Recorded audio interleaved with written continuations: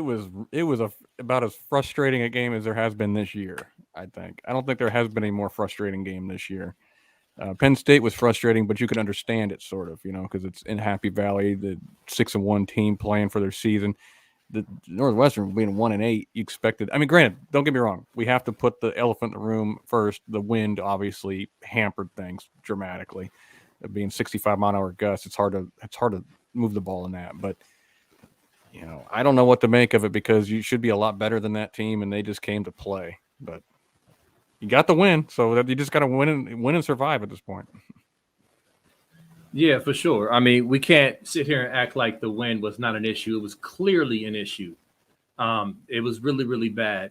However, I'm very frustrated with how this team came out. The effort was very, very poor. We definitely came out like we could just roll our helmets out there and win the game today. We heard all week, our team heard all week from the media on every level of how bad they were. 1-7. What was the catchphrase? Haven't won a game on American soil this year. And so I think they came out like that. They came out sleepy, lethargic, and very, very poor effort on both sides of the ball to start out the game. On top of that, you got the wind issue, and it was just a disaster early on. 100%. That game, I was watching my good friend Steve here in Jacksonville. I'm at his house right now. In fact, that's a picture of him. Oh, sorry, am I over here in the Navy? But anyway, we were both saying the same thing. It was just like wasted opportunities. And here's the thing that was just overall summation of the game that frustrated me is that we kept missing opportunities.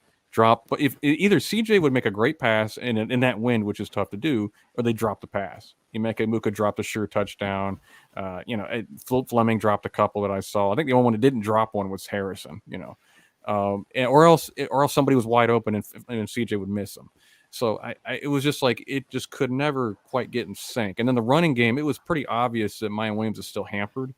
Yes, that field is slow. I get it. It's windy. It's rainy. The grass is longer than normal. It's hard to cut on. But Mayan looked slower than normal, in my opinion. He looked like he couldn't make the cuts like he normally can.